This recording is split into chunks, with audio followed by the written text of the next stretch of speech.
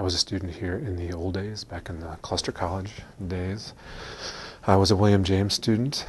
That ended in 1981, I believe.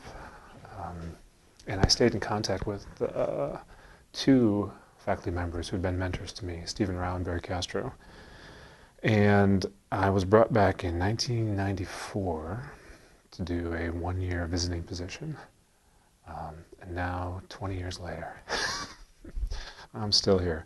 So it was supposed to be just a short time, temporary thing, but you know what they say about Grand Rapids. So it's been very fortunate for me that they've allowed me to stay on.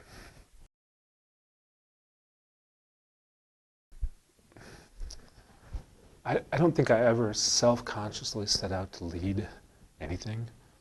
I've certainly been asked to lead certain things, but I think that's come about through some confluence of interests on my part, and then what people either perceive to be competency on my part, or at the very least a willingness to take a chance.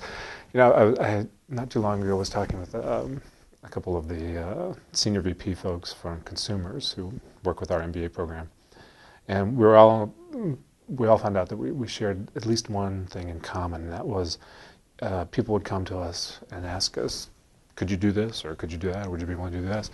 And we all realized we had no actual skills and not enough experience or education to do whatever it is they were asking us to do. But we all said yes. We all just felt intrigued enough, interested enough in what we were being asked to do. The challenge of it was great enough. It seemed like it promoted our interests or other people's interests sufficiently that we went home and we read books and we asked other people who actually did know stuff. And we just did it. So I think my leadership style is leadership by default, on one hand.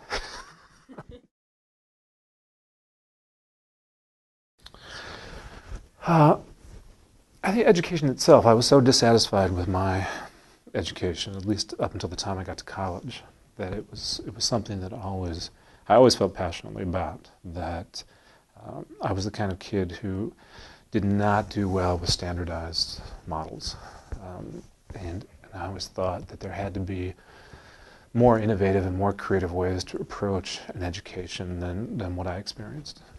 And so when I got here, drawing on lessons I had learned from my experience at William James and also then in graduate school in Cambridge, and then coming across, for example, Earl Shores's work on the Clementi program in New York, and thinking, you know, and the Paulo Freire and a number of these innovative educators, where I thought, yeah, there's got to be a better way to approach this. And so trying to move the classroom experience, nudge it in the direction of balancing the theoretical and the conceptual on one hand. You need that stuff. But with something like real engagement through the prison program, through our work with Job Corps and some of the other institutions downtown we've worked with, through international experiences, to get different populations of people together in the same room and get those folks talking and use classic material as a way to do that seemed like a really good way to light a fire. The classic service learning model, the philosophy, which I think is right, is that especially as a entering freshman, universities get the cart before the horse sometimes. So here are a whole bunch of answers to questions you've never thought to ask. And it would be a little bit more effective if we found ways to raise those questions organically. And then the university is this tremendous resource to begin answering those.